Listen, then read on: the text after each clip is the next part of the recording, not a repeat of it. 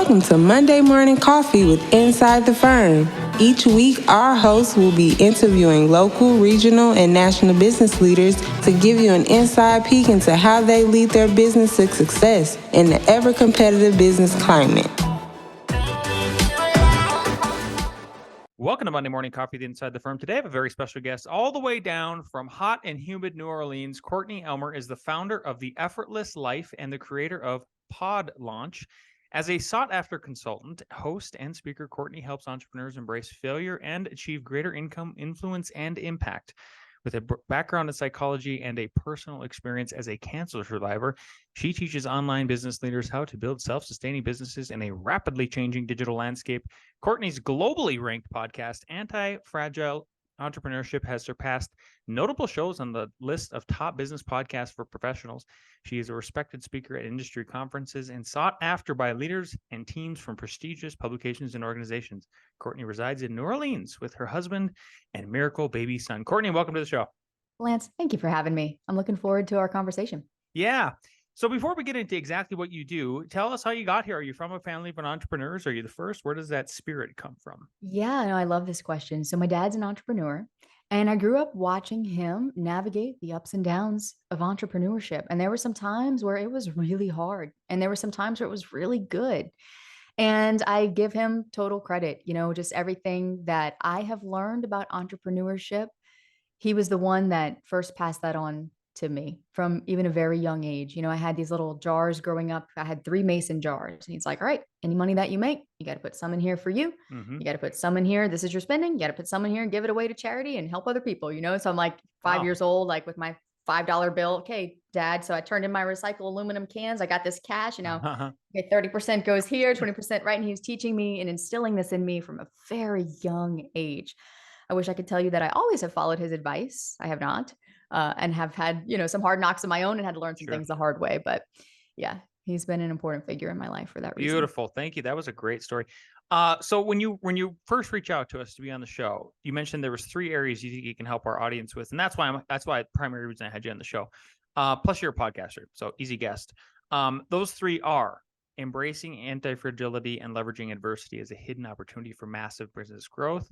Second is establishing the system, structure, and support you need to build a self-sustaining business. And the third one, learning how to create, launch, and leverage an Apple Top 100 podcast is a powerful tool for lead generation and thought leadership expansion. Would love for you to expand on those.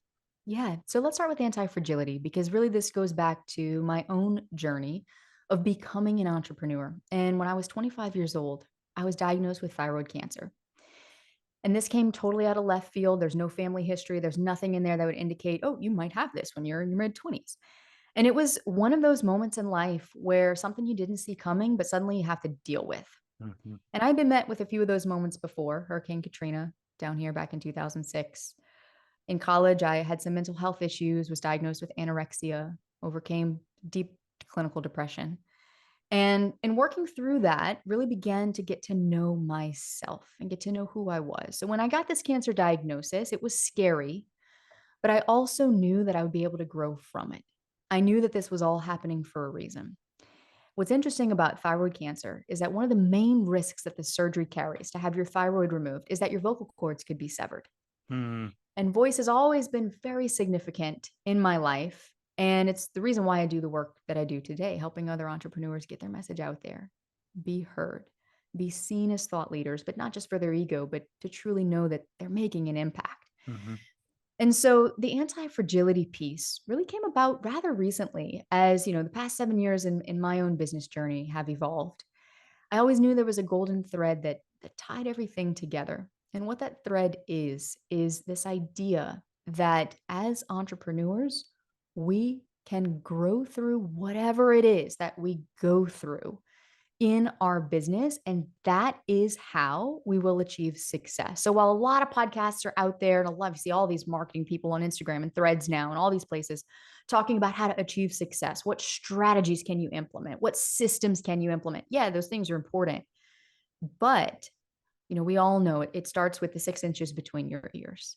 It starts with how you approach the problems that you face. And a lot of people are talking about here's how to be successful, but very few people are talking about here's how to navigate the inevitable failure that you will face on your journey as an entrepreneur. And that's what fascinates me. And that's what my podcast is all about. And that's really the greater ethos of our company. And then the very tangible ways that we carry that out and help people become anti-fragile entrepreneurs and build an anti-fragile business that can withstand the test of time in this crazy digital world that we live in Mhm. really are through systems and streamlining and optimization, right? Helping you work, as cliche as this sounds, smarter, not harder, right? That is what most of us get into entrepreneurship for. We want that freedom. We want that flexibility. And then we find out we're working harder than we did at our day job before, we started our True. business. Yep. So helping people streamline that and really focus on what matters. And then on the other hand is getting your message out there, right? And the vehicle we use for that is podcasting, which Lance, is so powerful. It's a very powerful platform. It's a very underrated platform. And we help people leverage that to build deeper trust and connection with their community, which we all know as business owners is what drives sales. So what would you say to somebody listening who says, I can't even remember the number off the top of my head, but I hear this quite often as a podcaster that like there's too many podcasts. I don't think there's any space for me in this space anymore. What are your thoughts about that? Well, look at all the other top podcasters out there. Someone like Andrew Huberman, right? Or in the business space, Alex Hormozy, Amy Porterfield. I could throw out names all day. Why are they podcasting? Tim Ferriss. Why? They wouldn't be doing it if it wasn't worth their time, right? If it wasn't worthwhile for them. And yeah, you could come back at me and say, well, okay, but they're big, right? They've got big audiences. They've been doing this for years. Of course, it's worth their time. Yeah, but they didn't have a big audience like that when they started. Here's what a lot of people don't realize about podcasting is that even though there are almost 3 million shows today, only about 60,000 of them are what we would consider to be actively established, meaning that they have released Hmm. at least an episode a week or more Mm-hmm. for at least a year or more consistently, consecutively, never missed a week, never took a break. They've just been consistently releasing their episodes for at least that time frame. So when you look at, the 100 million users that just signed up for Threads, what was that, 10 days ago Mm-hmm. at the time of this recording, right? Or, 60,000 actively established podcasts, where's the blue ocean? And as business owners, we got to be really smart about where we're spending our time. And for me, short form content is twice the work than a podcast. People say, oh, it's time consuming and there's too much competition. But at the end of the day, well, what are you doing for your marketing right now? Short form content? Great. Is it working for you? Is it giving you the results that you want? Is it bringing you leads? Is it bringing you sales? If it is, awesome. Don't fix what isn't broken. If not, then doing more of the same thing maybe isn't the smartest marketing strategy. Maybe it's time to take a step back and look at, well, what are some other options available to me? And Tim Ferriss back in, what was it, 2006 when he launched the 4-Hour Work Week, Mm-hmm. his number one question that drove his entire book launch strategy was, what's the least crowded channel? And his book became an instant bestseller, and it still is. This is 16, 17 years later. So we got to be smart about this. Yeah, there are a lot of options to get the word out about your business. But I'm a huge fan of podcasting because for me, it's just the trust that you can build and also the way that you can position yourself as the leader in your space is really powerful. Yeah. So obviously, I think then you and I are in that 2%. I just had to do the math when you were there. 60,000 divided by 3 million is 2%. So if you're in that top 2%, I actually think there was somebody sent me the other day. We get a lot of solicitations. You probably do too, since you're a podcaster and you're at that level of like, hey, you're in the top 1.5%. There's actually a little app that you can figure out where you're at within that.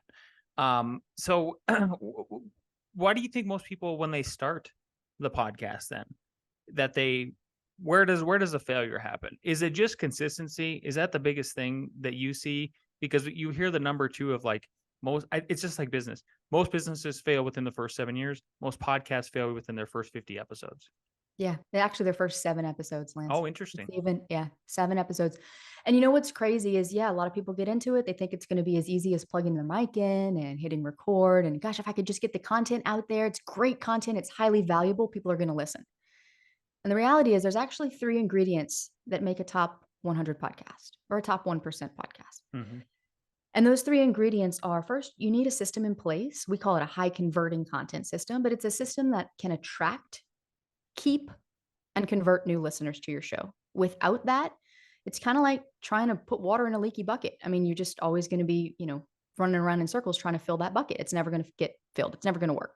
So we got to plug the holes first. So we got to have a system in place for your content that can speak to the listener that you're looking to attract, help differentiate you from the other shows that are out there that might be talking about a similar topic or in a similar niche as you, and help you stand out so that your listener knows in their choice of shows to listen to that you are the person who can help them. So that's first and foremost. The second piece is a launch strategy. And this is another mistake people make when they start podcasts is they hit record, they hit publish, and they go, great, I have a podcast. And they put a post out it on social media and they think people are just going to go listen. When the reality is for people like you and I, Lance, we don't have an audience as big as an Amy Porterfield or a Tim Ferriss.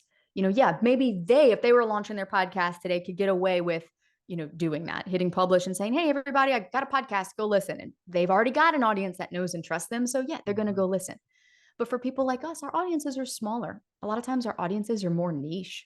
We might not have the biggest audience in the world, and that's okay because you can still hit the top 100 without a huge audience. You don't need millions of followers. But what it does take is some math and a little bit of launch strategy and understanding how downloads impact rankings. You want to be in the charts on Apple every week. And as at the time of this recording, Apple's the only one with charts. So I'm just going to use them for the sake of this example. Because on your phone, if you're looking through Apple Podcasts, or on your computer, if you're scrolling the app, on a phone, you're not going to see beyond the top 100 episodes. On a computer, you're not going to see beyond the top 200 in any given category. But what happens to the other thousands of podcasts that are in that category? They're still there, but how are people going to find you? So whereas the content system is about differentiation, the launch strategy is about discoverability. When you can launch a show, when you can rank, that gives you a great boost of momentum, a little boost to your ego too. Maybe you're like, oh, this is exciting. But it also gives you a very important benchmark, because if you launch and you get a certain number of downloads and you rank, then you know that that's the number of downloads you need to meet each week in order to continue ranking. It's really simple. And then you just make that your goal. And then that moves us into piece number 3, which is a long-term audience building strategy. Because it's one thing to be able to attract listeners. It's another thing to be able to get discovered, in the podcasting apps. And it's a totally different thing to be able to maintain that growth long-term. And this is about creating demand, helping people see you as the expert, as the thought leader on a given topic. And so from there, your focus shifts from attracting listeners and getting in the rankings and the charts to how can I sustain this growth? I mean, there's over 20 ways that you could potentially drive traffic. And a lot of people try various ones. They're like, I don't know what's working. I don't know if this is all working, this, that, is it the SEO? Is it me going on other podcasts as a guest, right? Is it so? And they're just confused because they're like, I don't know how to do the things that, what are the things that drive the traffic? What does drive the downloads? And, the strategy is going to look a little different for everyone, depending on your goals as a podcaster and as a business owner.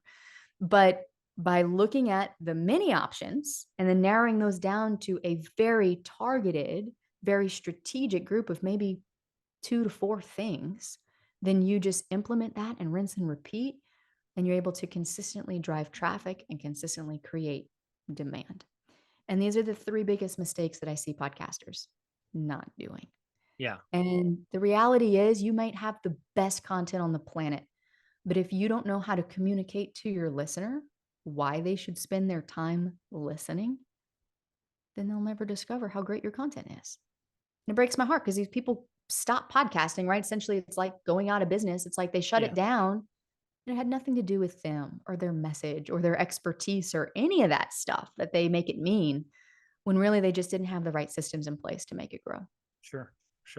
Yeah, systems are so important. I think that's one of the biggest misconceptions I think people have of systems is that it's constricting. And I think discipline equals freedom, and the system goes with that sort of mantra, right? Very interesting. Thank you for that part about the podcast. Is as a fellow podcaster, I couldn't agree more with that. I mean, really, the consistency is there, the messaging is there, but it all has this thread of consistency that you have to do.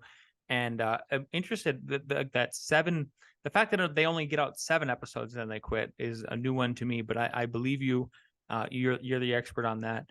How do you help clients? So let's say somebody's listened to the show so far and they're like, you know what, I'm going to get a hold of Courtney, become one of her clients.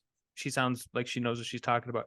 How do you help those clients maintain their momentum, even when they're on, facing challenges and obstacles, which happen every single day to every entrepreneur? I always make the analogy that you're pushing a boulder up a hill every day. That's your job.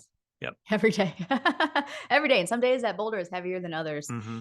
And that's the thing too. So when we're talking specifically about podcasting, and let's say, we're helping someone launch their podcast or relaunch a podcast that isn't getting the results that they hoped for.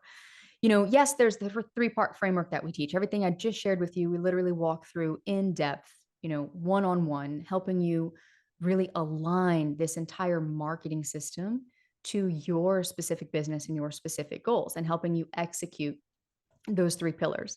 But encompassing that is this greater methodology of what we do here as a company, which goes back to anti-fragility.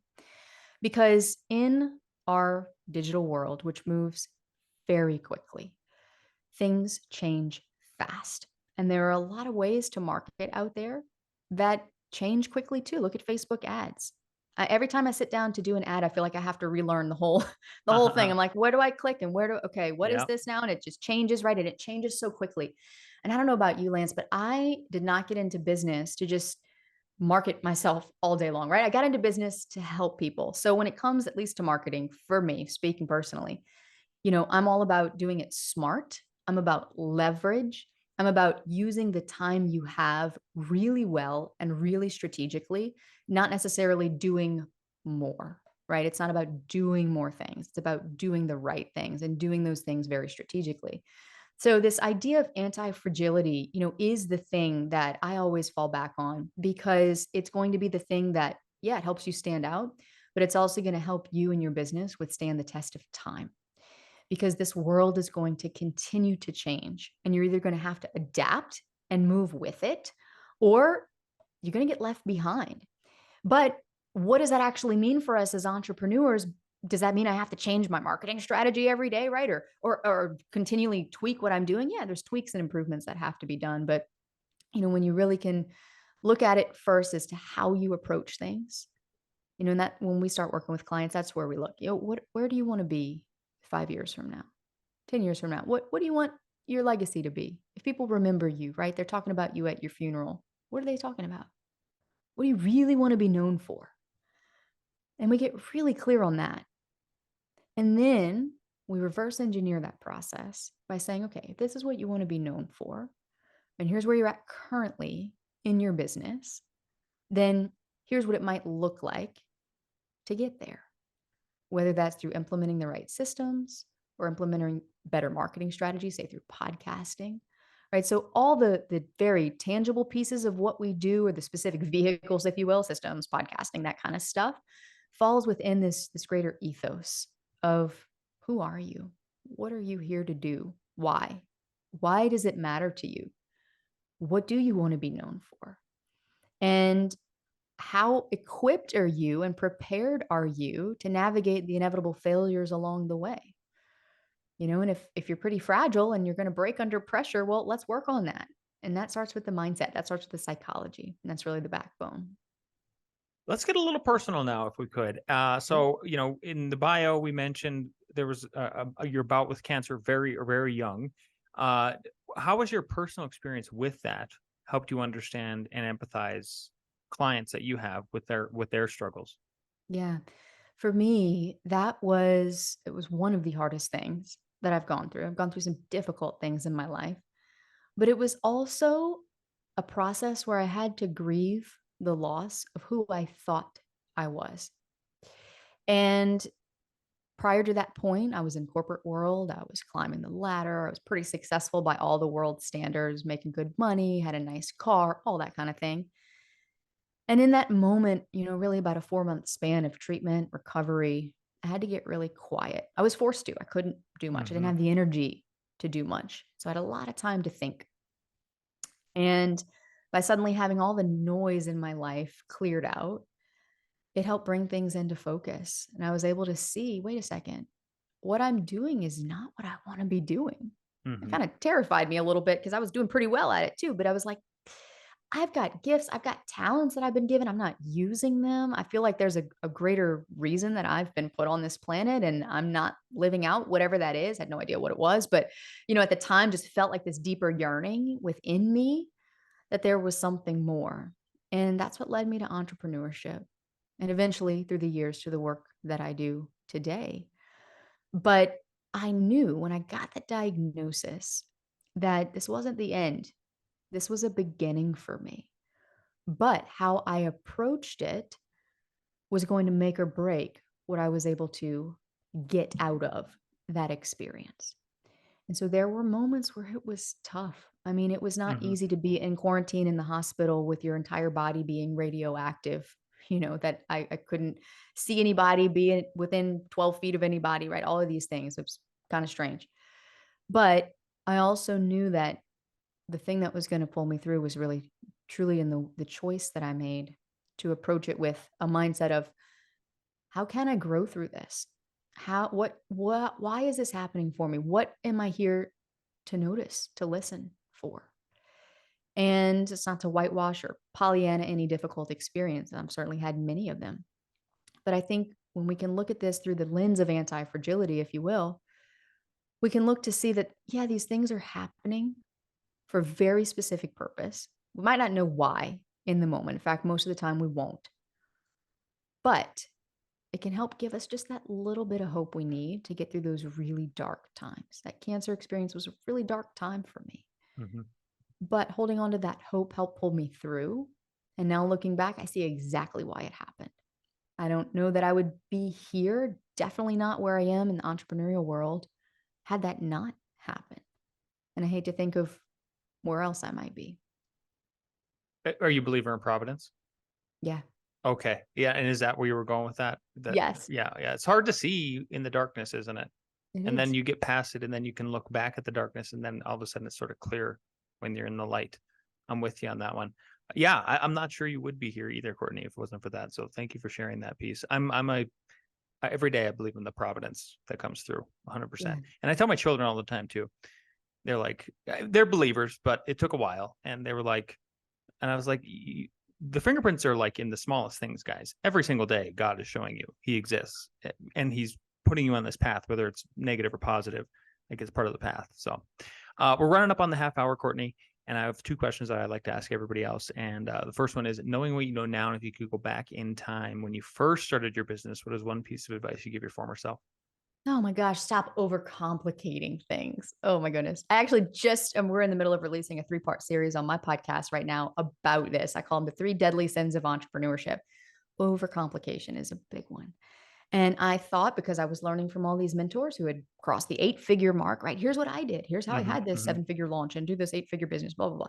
Here's what you need to do. And I'm like, okay. And I would do that. And then I'm like, inevitably, it wouldn't work for me because I wasn't at that level yet, because I hadn't learned what I needed to learn to even get to that level yet. And so overcomplication. Oh my goodness. If I could just go back and say, Courtney, keep it simple. Focus on what really matters. What drives traffic? What drives sales? Now, how can you move those 2 levers and increase those things, right? Until you get to a point where you can start layering in some more advanced stuff. But it's really easy to get distracted by those shiny objects.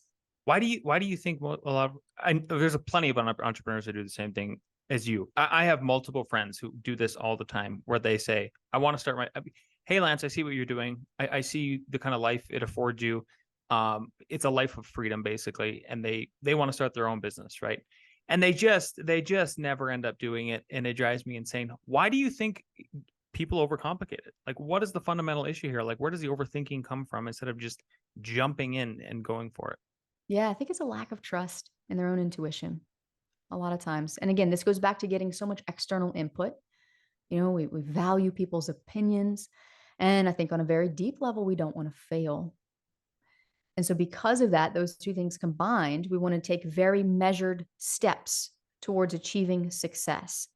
And especially if you're kind of mathematically minded, it's like, well, if I can do X to bring about Y, then that will give me Z, right? And so we tend to just latch on to these strategies that, oh, if that worked for someone else, this complicated funnel, right, that I'm building out, or whatever it might be, Facebook ad strategy. I don't care what it is.